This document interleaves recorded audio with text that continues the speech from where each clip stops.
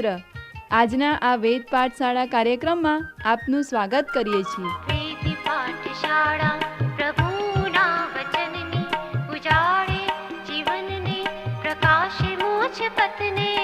વેદ પાઠશાળા પ્રભુના વચનની ઉજાળે જીવનને પ્રકાશે મોજ પથને.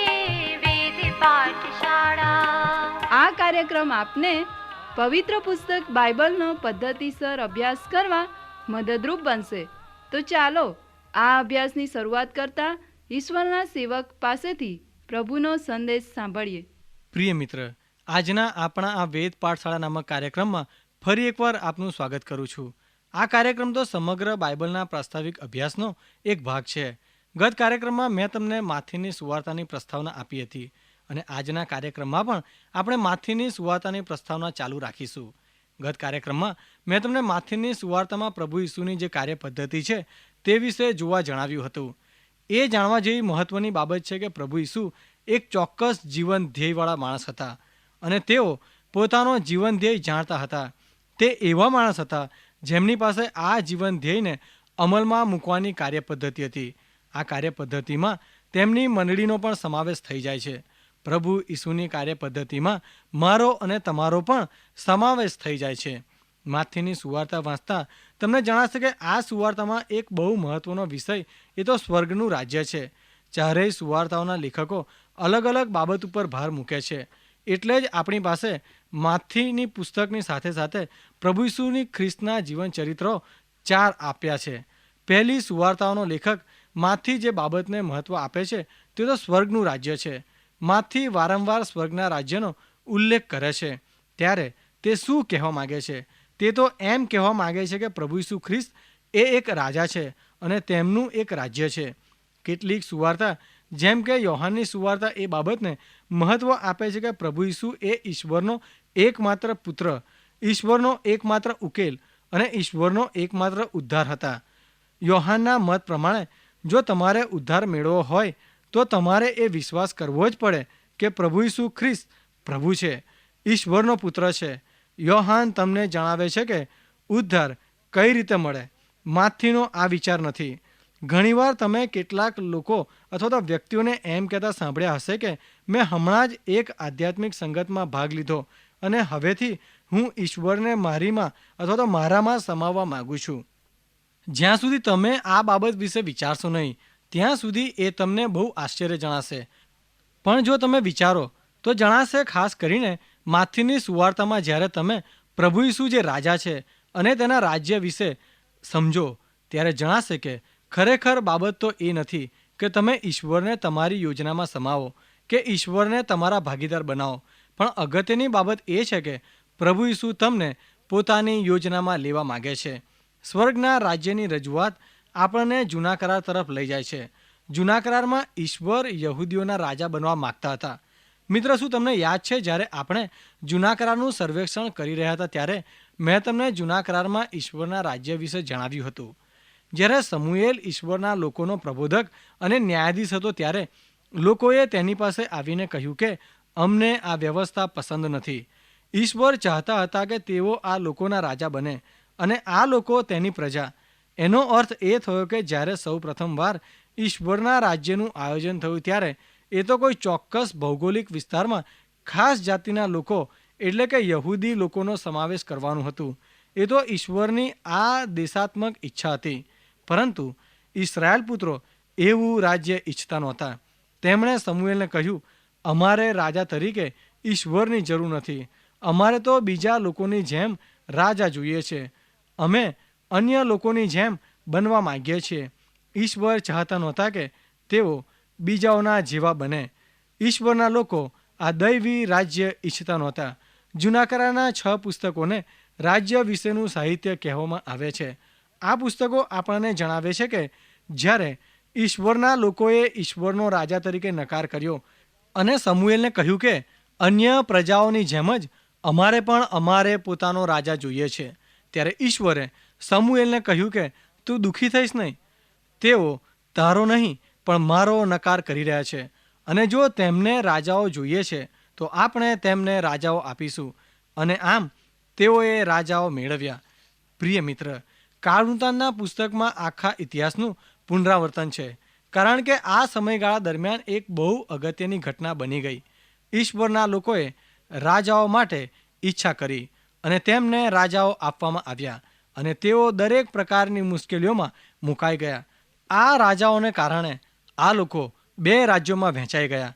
બંને રાજ્યો પર અન્ય રાજ્યોએ વિજય મેળવ્યો અને તેઓ બંનેને ગુલામીમાં જવું પડ્યું. આસુરના લોકોએ ઉત્તરનું રાજ્ય, જેમાં ઇસરાયેલના 10 કુળોનો સમાવેશ થાય છે, તેના પર વિજય મેળવીને તેઓને ગુલામ બનાવ્યા. તે પછી તેના વિશે આપણે કંઈ વાંચતા નથી. બાબેલના લોકોએ ઇસરાયેલના 2 કુળો જે દક્ષિણના રાજ્યોમાં હતા તેઓ પર વિજય મેળવીને તેમને ગુલામ બનાવ્યા અને આ લોકો ગુલામગીરીમાંથી પાછા ફર્યા. તે સાથે જૂના કરારનો અંત થાય છે. ત્યારબાદ 400 વર્ષનો સમય છે જેનો ઉલ્લેખ નથી, પરંતુ આ સમયગાળા દરમિયાન રૂમી સામ્રાજ્યએ ઈશ્વરના લોકો પર વિજય મેળવ્યો. હવે આ શાંતિ તોડવામાં આવી. યોહાન બાપ્તિસ્મા કરનાર અને પ્રભુ ઈસુ ઈશ્વરના રાજ્યનો અથવા માથી, જેને સ્વર્ગનું રાજ્ય કહે છે, તેનો પ્રચાર કરતા આવ્યા. અને આ સુસમાચાર તો આ પ્રમાણે છે: ઈશ્વર ફરીથી તમારા રાજા બનવા માગે છે. અને જ્યારે તમે આ રાજ્ય વિશેનો પ્રભુ ઈસુનો ઉપદેશ અને શિક્ષણ સાંભળો તો એ તો ખાસ ભૌગોલિક વિસ્તાર અને રાષ્ટ્ર માટે નથી. એ તો પ્રત્યેક વ્યક્તિની અંદર છે અને પ્રજાઓ તે એ છે. શું તમે ઈશ્વરને તેમની શરણાગતિ સ્વીકારતો સફેદ ઝંડો તમારા હૃદયમાં ફરકાવવા દેશો? શું તમે ઈશ્વરને તમારા રાજા બનવા દેશો? શું તમે તેમને આધીન બનશો? યોહાન બાપ્તિસ્મા કરનાર અને પ્રભુ ઈસુ ઈશ્વરના રાજ્યનો પ્રચાર કરતા આ જ બાબત જણાવવા માગે છે. જેઓ ઇસરાયેલીઓનો ઇતિહાસ જાણે છે તેઓ માટે સુસમાચાર આ છે કે ઈશ્વર ફરીથી તમારા રાજા બનવા માગે છે. આ વખતે ઈશ્વરનું રાજ્ય એ આ દેશ કે પેલો દેશ નથી, પણ ઈશ્વરનું રાજ્ય એ તો આ પુરુષ, આ સ્ત્રી, આ વ્યક્તિ, જે કોઈ પણ ઈશ્વરને આધીન થવા તૈયાર છે, ઈશ્વરનો પોતાના રાજા તરીકે સ્વીકાર કરવા તૈયાર છે, દરેક જણ ઈશ્વરના રાજ્યને જોવું છે તેમાં તે પ્રવેશ કરી શકે છે, તેઓનો છે. પ્રભુ ઈસુ નિકોદિમસને કહે છે કે નવો જન્મ પામ્યા સિવાય કોઈ પણ વ્યક્તિ ઈશ્વરના રાજ્યને જોઈ શકશે નહીં, અને નવો જન્મ પામ્યા સિવાય કોઈ પણ વ્યક્તિ આ ઈશ્વરના રાજ્યમાં પ્રવેશ મેળવી શકે નહીં. યોહાનની સુવાર્તાના 3 અધ્યાયમાં જ્યારે પ્રભુ ઈસુ આ બાબત જણાવે છે ત્યારે તેમના કહેવાનો અર્થ મૃત્યુ પછીનું સ્વર્ગ નથી. જ્યારે તમે ઈશ્વરને આધીન થાવ, જ્યારે તમે જુઓ કે ઈશ્વર તમારા રાજા બનવા માગે છે અને ખરેખર તે તમારો રાજા બને છે, ત્યારે તમે ઈશ્વરના રાજ્યને જોયું છે, તમે ઈશ્વરના રાજ્યમાં પ્રવેશ પામ્યા છો. માથી આ જ બાબતને સ્વર્ગનું રાજ્ય કહે છે. માથી જ્યારે ઈશ્વરના રાજ્યને સ્વર્ગનું રાજ્ય કહે છે ત્યારે તે આ જ કહેવા માગે છે.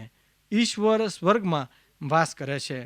સ્વર્ગ એ તો એવી જગ્યા છે જ્યાં ઈશ્વર છે અને જ્યાં ઈશ્વર રાજ્ય કરે છે. પ્રભુ ઈસુ આપણને જે પ્રાર્થના કરતા શીખવે છે તેઓ આપણને કહે છે આ પ્રમાણે પ્રાર્થના કરો: ઓ આકાશમાંના અમારા બાપ, તમારું નામ પવિત્ર મનાવ. ઈશ્વરનું નામ એ તો ઈશ્વર જે છે તે દર્શાવે છે. તમે પ્રાર્થના કરો છો તે તો આ છે: ઈશ્વર મને કોઈ જાણે કે ન જાણે તેની મને ચિંતા નથી, પરંતુ દરેક જણ તમારું નામ તો જાણે જ એવું ઈચ્છું છું. ત્યાર પછી તમે આ વિનંતી કરો છો: તમારું રાજ્ય આવો. બીજા શબ્દોમાં, તમે મારા રાજા બનો, મારા પર રાજ્ય કરો, મને તમારે આધીન બનાવો અને મને તમારી ઈચ્છા પ્રમાણે ત્યાં સુધી કરવા દો જ્યાં સુધી આ પૃથ્વી પર તમારું રાજ્ય ન આવે. પ્રિય મિત્ર, હવે શિષ્યોની પ્રાર્થનાની ત્રીજી વિનંતી તો આ પ્રમાણે છે: જેમ સ્વર્ગમાં તેમ પૃથ્વી પર પણ તમારી ઈચ્છા પૂરી થાવ. આપણે જે પ્રાર્થના કરીએ છીએ તે તો આ પ્રમાણે છે: પિતા, મારું નામ કોઈ જાણે કે ન જાણે તેની મને પરવા નથી, પરંતુ તમારું નામ દરેક જણ સુધી પહોંચે. તમે જે છો તે તેઓ જાણે. હું મારું પોતાનું રાજ્ય ઊભું કરતો નથી, પરંતુ હું તમારું રાજ્ય પૃથ્વી પર જોવા માગું છું. પ્રિય મિત્ર, મારો કહેવાનો અર્થ એ છે કે હું મારામાં તમારી ઈચ્છા પૂરી થયેલી જોવા માગું છું. જે રીતે સ્વર્ગમાં તમારી ઈચ્છા પૂરી થાય છે તે જ રીતે હું પૃથ્વી પર તમારી ઈચ્છા પ્રગટ કરવા માટેનું સાધન બનવા માગું છું. પ્રેરિત પાઉલ જણાવે છે કે આપણા શરીરો માટીના વાસણો સમાન છે, અને પાઉલ એમ પણ જણાવે છે કે આપણી અંદર એક ખજાનો રહેલો છે, અને તે તો પ્રભુ ઈસુ ખ્રિસ્ત છે. આ ખજાનો માટીના વાસણમાં કે પૃથ્વી પરના વાસણમાં રહેલો છે. ઈશ્વરની યોજના એ છે કે આ નાના માટીના વાસણ પર ભાર મૂકે, જેથી સમગ્ર વિશ્વ આ માટીના વાસણને જોઈને પ્રત્યુત્તર વાળે અને તેનામાં રહેલા ખજાનાથી માહિતગાર બને. આ નાના માટીના વાસણમાં કંઈક વિશેષ છે, એવું કંઈક છે જે એ વ્યક્તિને જીવનના મૂલ્યો નક્કી કરવા અને એ પ્રમાણે કાર્ય કરવા પ્રેરે છે, જે આ નાનું માટીનું વાસણ કદાપી કરત નહીં. હવે જ્યારે આમ બને, એટલે કે પ્રભુ ઈસુ ખ્રિસ્ત જે આપણી અંદરનો ખજાનો છે તે આપણા નાના માટીના વાસણમાં રજૂ થાય અને આપણા દ્વારા તેની ઈચ્છા જેમ આકાશમાં પૂરી થાય છે તેમ પૂરી થાય, ત્યારે ઈશ્વરનું રાજ્ય આવે. તે આપણા રાજા છે અને આપણે તેને આધીન થઈએ છીએ. પ્રિય મિત્ર, હું તમને સ્વર્ગના રાજ્ય વિશે કેટલીક વ્યાખ્યાઓ જાણવા માગું છું. સ્વર્ગનું રાજ્ય એ તો દૈવી રાજ્ય છે, જ્યાં લોકોનો રાજા બીજો કોઈ નહીં પરંતુ ઈશ્વર પોતે છે. સ્વર્ગનું રાજ્ય એ તો ઈશ્વરના હાથ નીચેની પ્રજા છે. આપણે કહીએ છીએ કે આપણે ઈશ્વરના હાથ નીચેની એક પ્રજા છીએ. પ્રિય મિત્ર, આ સ્વર્ગના રાજ્યનો હેતુ અથવા ધ્યેય તો આશીર્વાદિતતા અથવા ખુશી છે. એક અનુવાદ પ્રમાણે એ તો દયાનો પરિચય છે. ઈશ્વરના લોકો જ્યારે તેમના રાજા પ્રભુ ઈસુ ખ્રિસ્તને આધીન થશે, ત્યારે તેઓ ઈશ્વર પોતાના લોકોને જેવા બનાવવા માગે છે તેવા બની શકશે, અને આ રાજ્યનું પરિણામ એ તો સમાધાન હશે. ઈશ્વર સાથે સમાધાન અને પરસ્પર એકબીજા સાથેનું સમાધાન. આ ઈશ્વરના રાજ્યની શક્તિ અથવા સામર્થ્ય એ તો કોઈ લશ્કરી તાકાત નહીં, પરંતુ પવિત્ર આત્મા પોતે છે. ઈશ્વર કહે છે, બળથી નહીં કે તાકાતથી નહીં, પરંતુ મારા આત્મા વડે આ શક્ય બનશે. આ કલમ સ્વર્ગના રાજ્યના સામર્થ્યને સુંદર રીતે સમજાવે છે. આથી માથીની સુવાર્તામાં રાજાના વ્યક્તિત્વને, તેના સામર્થ્યને અને તેની યોજનાઓ પર ધ્યાન આપો. ત્યારબાદ બાઇબલના નિષ્ણાતો જેને રાજાનો આવેશ અથવા જુસ્સો કહે છે, અને એ તો તેનું મરણ અને પુનરુત્થાન છે, તેને શોધો. હવે મિત્રો, તમે જાણો છો કે માથીની સુવાર્તા એ તો સ્વર્ગના રાજ્ય વિશે છે. ત્યારે તમે તમારી જાતને આ પ્રશ્ન પૂછો, આ સ્વર્ગના રાજ્યનું મારા જીવનમાં શું મહત્ત્વ છે? સ્વર્ગના રાજ્યનું મારા જીવનને માટે વ્યક્તિગત આધ્યાત્મિક લાગુકરણ કયું છે? યોહાન બાપ્તિસ્મા કરનાર અને પ્રભુ ઈસુ આપણને આ બાબતનો ઉત્તર આપતા જણાવે છે કે સ્વર્ગનું રાજ્ય પાસે આવ્યું છે. તેઓ જણાવે છે કે સ્વર્ગનું રાજ્ય આપણી સામે જ છે. આપણી સામે આ પડકાર છે. શું આપણે ઈશ્વરને આપણા રાજા બનવા દઈશું અને તેને આધીન થઈને તેની ઈચ્છા જેમ સ્વર્ગમાં પૂરી થાય છે તેમ પૃથ્વી પર પણ પૂરી કરવાને માટે આપણી જાતોને અર્પી દઈશું? જ્યારે આપણે માથીની સુવાર્તા વાંચીએ છીએ ત્યારે આ પ્રશ્ન આપણી સમક્ષ આવે છે. યોહાન બાપ્તિસ્મા કરનાર અને પ્રભુ ઈસુ ઉત્તર આપતા આગળ જણાવે છે કે પસ્તાવો કરો, કેમ કે સ્વર્ગનું રાજ્ય નિકટ છે. પસ્તાવો કરવાનો અર્થ છે જે દિશામાં આપણે જઈ રહ્યા છીએ ત્યાં થોભી જઈને પાછા ફરીને તેનાથી વિરુદ્ધ દિશામાં જઈએ. ગ્રીક ભાષામાં પસ્તાવો કર એનો અર્થ છે કે પાછા ફરીને વિરુદ્ધ દિશામાં જા. ગ્રીક ભાષાના શબ્દો આપણને ઘણું બધું કહી જાય છે. આ શબ્દોનો એ પણ અર્થ છે કે તમારા આખા જીવન દરમિયાન તમે ખોટા રસ્તે ચાલ્યા તેનું તમને દુઃખ છે. પસ્તાવો કરવાનો અર્થ છે મનનું બદલાણ, ઈચ્છાનું પરિવર્તન, દિશામાં ફેરફાર. તેનો અર્થ એ પણ છે કે ફરીથી વિચાર કરવો. યોહાન બાપ્તિસ્મા કરનાર અને પ્રભુ ઈસુ જ્યારે આપણી સમક્ષ સ્વર્ગના રાજ્યની રજૂઆત કરતા આપણને પસ્તાવો કરવા માટે પડકાર આપે છે, ત્યારે તેમાં ઘણી બધી બાબતો સમાયેલી છે. પ્રથમ તો મિત્ર, તેઓ આપણને જણાવે છે કે આપણે રાજા પ્રત્યે અને આ રાજા પોતાના રાજ્યને રજૂ કરતા જે કહે છે તે પર ધ્યાન આપીએ. જ્યારે તમે ધ્યાન આપશો કે આ રાજા કોણ છે અને તે આપણને શું કહેવા માગે છે, ત્યારે તમને જણાશે કે આ રાજા પોતાના રાજ્યના મૂલ્યો રજૂ કરે છે, જે આપણા જીવન મૂલ્યો કરતાં ઘણા જુદા છે. સ્વર્ગના રાજ્યના મૂલ્યો આપણા સમાજના મૂલ્યો જેવા નથી. જે રીતે આપણો સમાજ જીવે છે અને વિચારે છે તે સાથે સ્વર્ગનું રાજ્ય સંમત નથી. આથી જ્યારે તમે આ રાજાને અને તેના રાજ્ય પ્રત્યે ધ્યાન આપો ત્યારે પસ્તાવો કરવા માટેનું પ્રથમ પગથિયું તો એ છે કે તમે એ બાબતની ચોક્કસ ખાતરી મેળવો. એ બાબતની ખાતરી મેળવો કે તમારા જીવન મૂલ્યો એ પ્રભુ ઈસુ ખ્રિસ્તના જીવન મૂલ્યોથી જુદા છે. એ બાબત સ્વીકારો કે તમે રાજાને આધીન લોકોએ જેવું જીવન જીવવું જોઈએ તે પ્રમાણે જીવતા નથી. ખ્રિસ્તના જે જીવન મૂલ્યો છે તે તમારામાં નથી. અન્ય દેશના લોકો જ્યારે આપણા પર હુમલો કરીને લોકોને મારી નાખે છે ત્યારે આપણે કહીએ છીએ કે તેઓ મનુષ્ય જીવનની કિંમત સમજતા નથી. આપણે જે મૂલ્યો આંકીએ છીએ તે તેઓ આંકતા નથી. પણ આપણા દેશમાં આપણે જોઈએ તો અંદરો અંદર કેટલા લડાઈ ઝઘડા થાય છે, ખૂનામરકી થાય છે. ત્યારે આપણું મનુષ્ય જીવનનું મૂલ્ય ક્યાં ગયું? અને આપણા માટે તો આ પડકાર છે. શું આપણા જીવન મૂલ્યો એ ખરેખર રાજાના મૂલ્યો છે? પહાડની ટોચ પર પ્રભુ ઈસુ કહેશે, જો કોઈ તમારા એક ગાલ પર તમાચો મારે તો બીજો ગાલ ધરો અને દુષ્ટની સામે ન થાવ. તમે જ્યારે આ શિક્ષણ સાંભળો ત્યારે તમે એમ કહેવા લાગો કે જો હું એમ કરીશ તો તેઓ મને મારી નાખશે. તો આ રાજા કહેશે, તમે મારા માટે મરી જવાનું નક્કી કર્યું હતું, ખરું કે નહીં? હું તો તમને માત્ર એ જ જણાવું છું કે તમારે ક્યાં, કેવી રીતે અને કોના માટે મરવું જોઈએ. જ્યારે તમે પ્રભુ ઈસુને પોતાના રાજ્ય વિશે કહેતા સાંભળો ત્યારે તેમના શબ્દો તરફ ધ્યાન આપો અને પવિત્ર આત્માની સહાયથી તમારા હૃદયમાં જાણી લો કે તમારા જીવન મૂલ્યો એ ખ્રિસ્તના જીવન મૂલ્યો કરતાં અલગ છે. પસ્તાવો કરવાનું બીજું પગથિયું એ છે કે રાજ્યના રાજાના મૂલ્યો તરફ બદલાણ પામો. પસ્તાવો કરવાનો અર્થ છે બદલાઈ જવું. જ્યારે તમે મંડળી શું છે તે ખરેખર સમજો ત્યારે તમે જાણશો કે મંડળીના ભાગ હોવું એનો અર્થ ખૂણામાં ઊભા રહીને ખંજરી વગાડવી એવો નથી. પ્રભુ ઈસુ ખ્રિસ્તની મંડળીના સભ્ય હોવું એટલે કે સ્વર્ગના રાજ્યના ભાગીદાર હોવું. જે ઈશ્વર શું છે અને સ્વર્ગમાં તેમની જે ઈચ્છા પૂરી થાય છે તેની પૃથ્વી પર દ્રશ્ય રજૂઆત છે. અને એ તો તમારું જીવન તમારી પાસેથી માગી લે છે. જ્યારે તમે આ રાજ્યને ખરેખર સમજશો, તેના મૂલ્યોથી ખરેખર પરિચિત થશો, તો તમારે તમારું જીવન આપવું પડશે. પ્રિય મિત્ર, પસ્તાવો કરો એ શબ્દનું પ્રોત્સાહન આપતું અને વ્યવહારુ લાગુકરણ તો આ છે. રાજ્ય પ્રત્યે ધ્યાન આપો.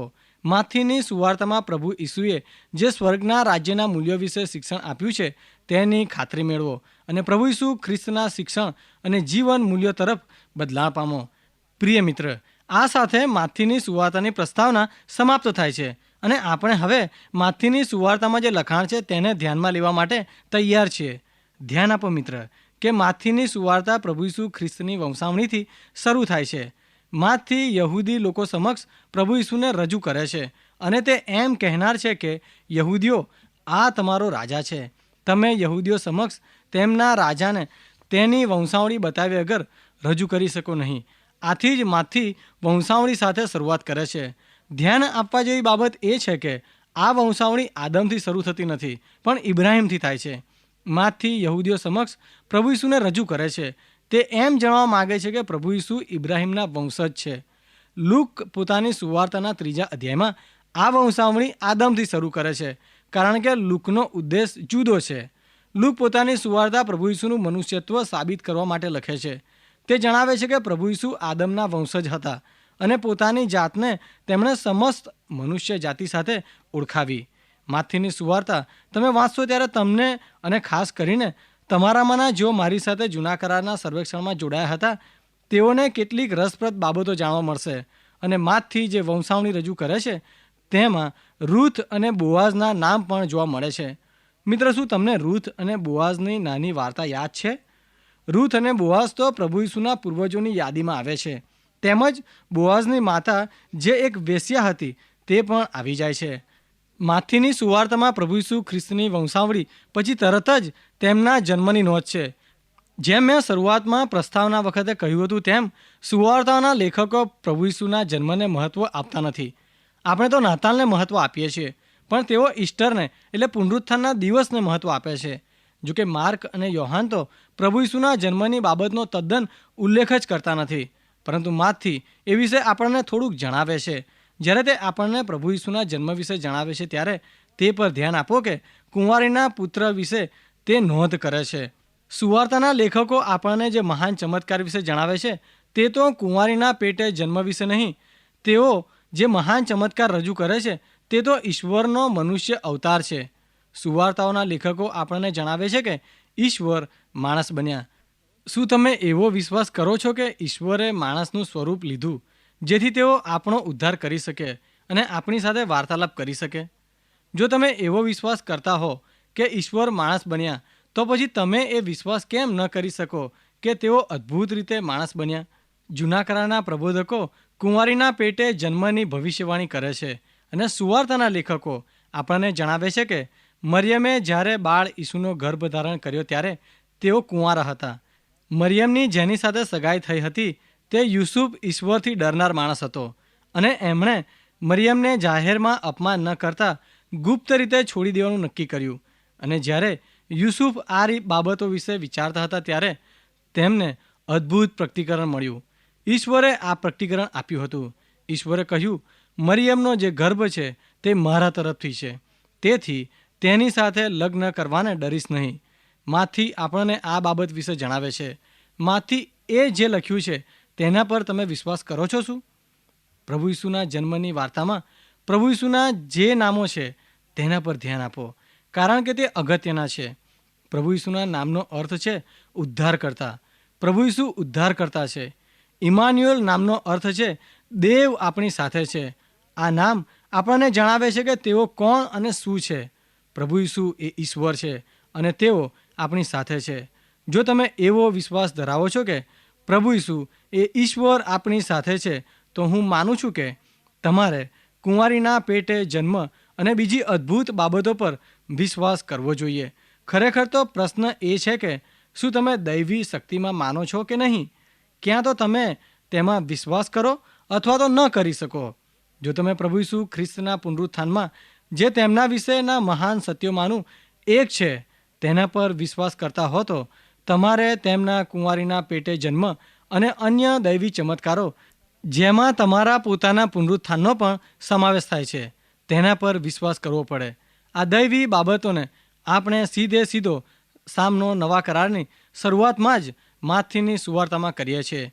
પ્રભુ ઈસુના જન્મ વિશે ધ્યાનથી વાંચો. પવિત્ર શાસ્ત્ર પ્રમાણે દૂતોની કોઈ જાતિ નથી.